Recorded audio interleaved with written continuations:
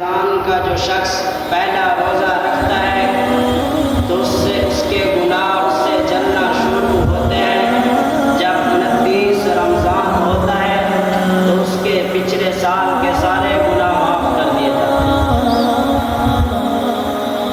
میرے بھائیو دوستو، یہ بڑا ہی بہترین مہینہ ہے، یہ مقبولیت کا مہینہ ہے، قبولیت کا مہینہ ہے۔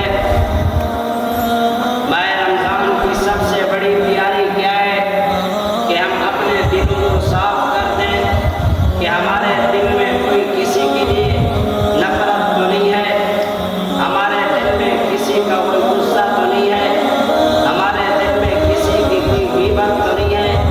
اگر کسی نے ہماری غیبت کی ہے یا ہمیں برا بدلا کہا ہے یا بول چال میں غلطی ہوئی ہے یا کوئی اور وجہ ہے تو میرے بھائی دوستو، ہم اپنے دل کو، اس دل کے ٹکڑے کو سب کے لیے صاف کر دیں۔ ماہ رمضان کی سب سے بڑی بیماری یہی ہے کہ ہم اپنے دلوں کو صاف کر دیں۔ میرے بھائیو دوستو، یہ بڑا ہی مقدس مہینہ ہے۔ اس مہینے کے اندر اللہ رب العزت کی رحمتیں نازل ہوتی ہیں۔ حضور علیہ السلام نے فرمایا کہ اس ماہ رمضان کے مہینے کے اندر حضرت جبرائیل علیہ السلام رات کو آتے تھے اور میں ان کو قرآن سناتا تھا۔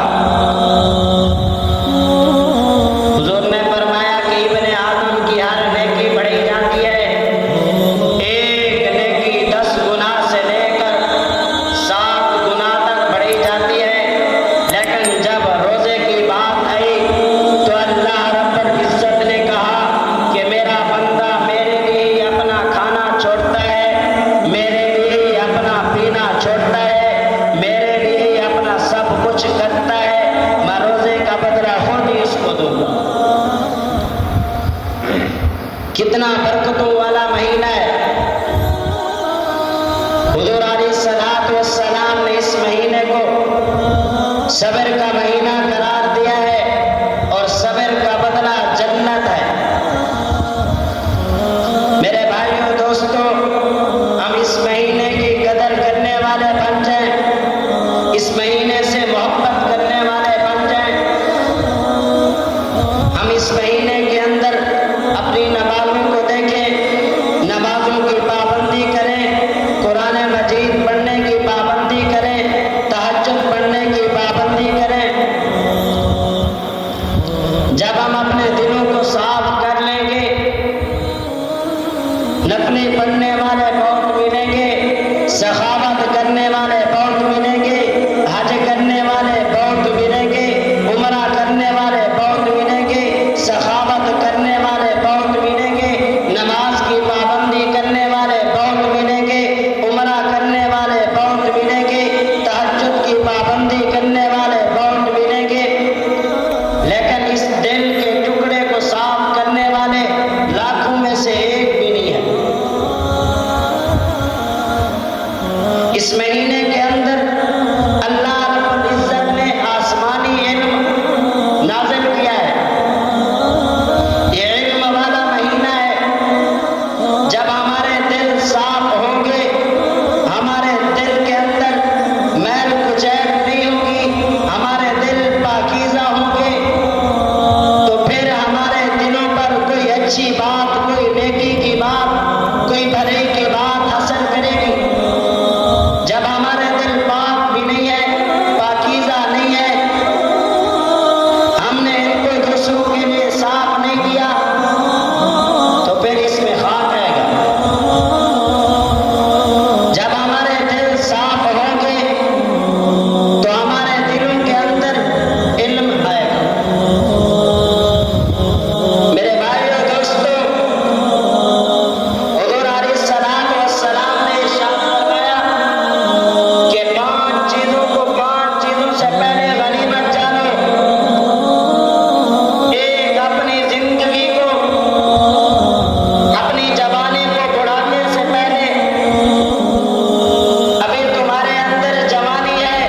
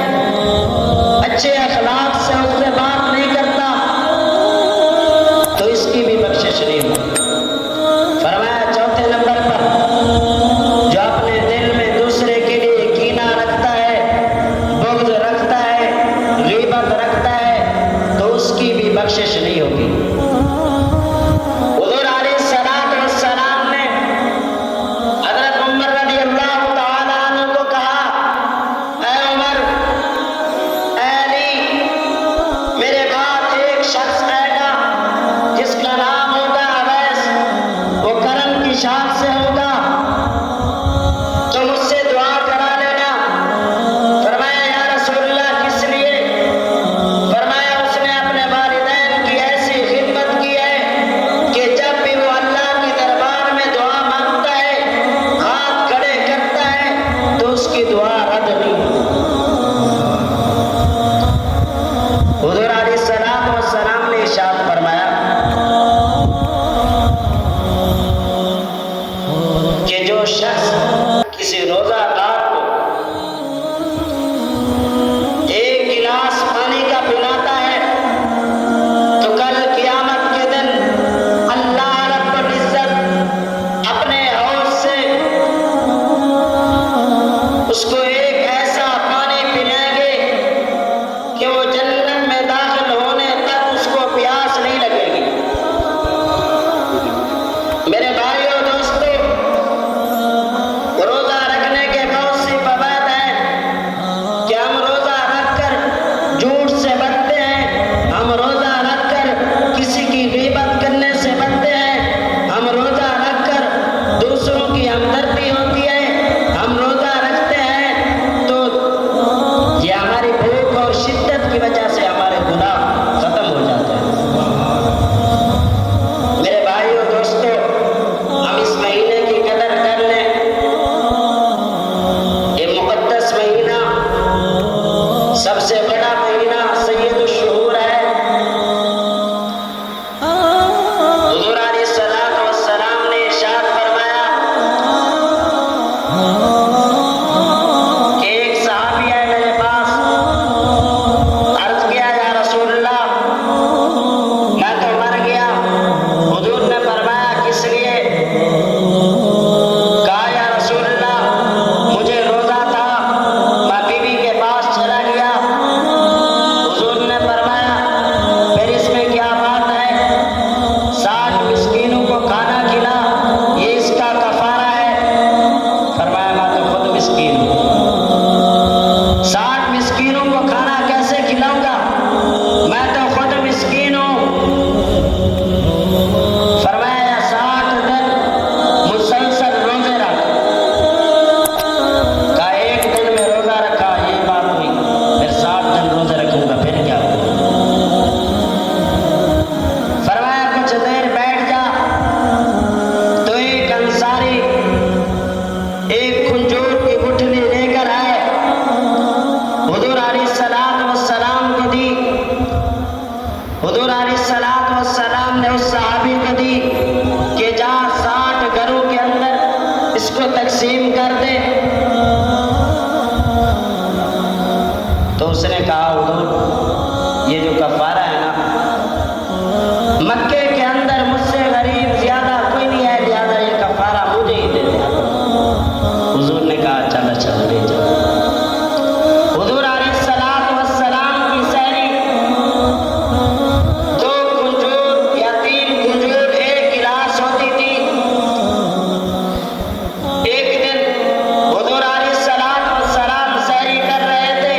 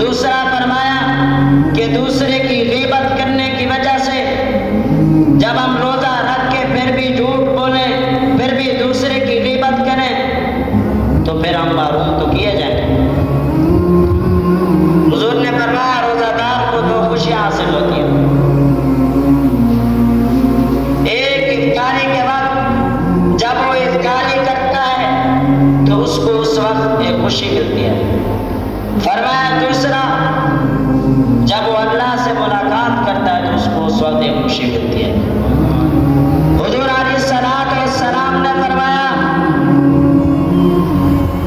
حضرت حذیفہ رضی اللہ تعالیٰ عنہ حضور کو اپنے سینہ سے سہارا دے رہے تھے۔ حضور نے فرمایا کہ جس نے اللہ کی رضا کے لیے لا الہ الا اللہ پڑھا، پھر اسی پر اس کا خاتمہ ہوا تو وہ سیدھا جنت میں جائے گا۔ فرمایا دوسرا وہ شخص کہ جس نے اللہ کی رضا کے لیے روزہ رکھا اور اسی پر اس کا خاتمہ ہوا تو وہ سیدھا جنت میں جائے گا۔ فرمایا جب ماہ رمضان کا چاند نظر آتا ہے تو اس وقت اللہ رب العزت عرش اٹھانے والے فرشتوں سے کہتے ہیں، اے عرش اٹھانے والے فرشتے، میری تسبیحات کو چھوڑ دو، میری حمد و ثناء کو چھوڑ دو۔ جب بھی میرا بندہ پورے ماہ رمضان کے اندر دعا کرے تم اس کی دعا پر آمین کہتے رہنا۔ سارا دن ساری رات یہ اعلان ہو رہے ہیں کہ کوئی ہے اپنی بخشش کروانے والا، کوئی ہے اپنی مغفرت کروانے والا، کوئی ہے روزی طلب کرنے والا، کوئی ہے ہدایت مانگنے والا۔ فرشتے یہ اعلان کر رہے ہیں کہ نیکی کرنے والے آگے بڑھو اور گناہ کرنے والے رک جاؤ۔ کتنا مقدس مہینہ ہے میرے بھائیو دوستو، ہم اس مہینے کی اگر قدر کریں گے، ہم اس مہینے کی فضیلت کو جانیں گے تو کل قیامت کے دن یہ مہینہ ہمارے لیے باعث اجر ہوگا، ہمارے لیے سفارش کرے گا۔ وہ اس طرح کے حضور علیہ السلام نے ارشاد فرمایا کہ کل قیامت کے دن ایک شخص ہوگا جو اپنے گناہوں میں ڈوبا ہوا ہوگا، بڑا پریشان اور متفکر ہوگا، حساب و کتاب قریب ہوگا، تو اچانک سے ایک خوبصورت نوجوان آئے گا، اللہ کے دربار میں آ کر عرض کرے گا، اے اللہ اس بندے کو معاف کر دے، اس لیے کہ میں اس کے پاس آیا تھا، اس نے میری خوب مہمان نوازی کی تھی، میری خاطر تواضع کی تھی، آپ اسے بخش دیجئے۔ تو اللہ تعالیٰ حکم دے گے، چل جا بندے، میں نے تجھے معاف کیا۔ تو خوبصورت نوجوان وہاں سے چلے گا۔ یہ نوجوان جس کی سفارش کی گئی وہ اس کے پیچھے چلے گا، وہ اس کو کہے گا، بتا تو صحیح تو کون ہے، تو میرے پاس کب آیا تھا، میں نے کب تیری خاطر تواضع کی تھی، میں نے کب تیری مہمان نوازی کی تھی، تو میرے پاس کب آیا تھا، بتا تو صحیح تو کون ہے۔ وہ کہے گا، میں آپ کے پاس ہر سال آتا تھا، آپ میری مہمان نوازی کرتے تھے، آپ میرا احترام بھی کرتے تھے، میری خاطر تواضع بھی کرتے تھے۔ وہ کہے گا، بتا تو صحیح تو ہے کون، تو وہ کہے گا، میں رمضان مبارک کا مہینہ۔ آج اللہ رب العزت نے مجھے ایک نوجوان سی شکل عطا کی ہے، اس لیے کہ تو نے مجھے جوانی کے اندر قبول کیا تھا، میری مہمان نوازی کی تھی، آج میں اس لیے آپ کی سفارش کرنے کے لیے آیا ہوں۔ میرے بھائیوں دوستو، حضور علیہ السلام نے ارشاد فرمایا، حضرت جبرائیل علیہ السلام 3 آدمیوں کے لیے بددعا کر رہے تھے، تو اس پر حضور علیہ السلام نے ان تینوں کی بددعا پر آمین کہا تھا۔ ایک وہ شخص کہ جس نے دنیا کے اندر اپنے والدین کو زندہ پایا، والدین میں سے یا کسی ایک کو زندہ پایا، پھر بھی اس اس کی فرما برداری نہیں کی، اس کی بات کو مان کر نہیں چلا، تو حضرت جبرائیل نے کہا ایسا شخص تباہ ہو جائے، برباد ہو جائے، تو حضور علیہ السلام نے اس پر آمین فرمایا۔ دوسرا وہ شخص کہ جس نے ماہ رمضان کا مہینہ پایا پھر بھی اس کی بخشش نہ ہوئی،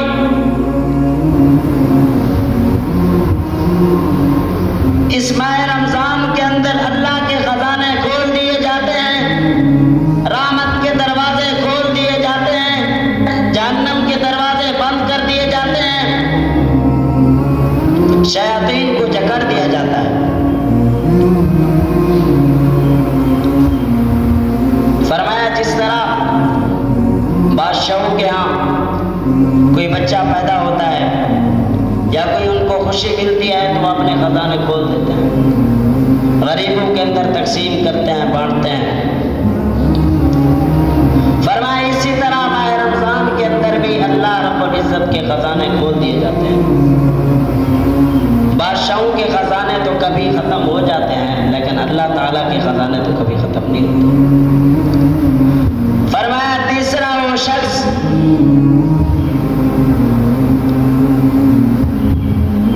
کہ جس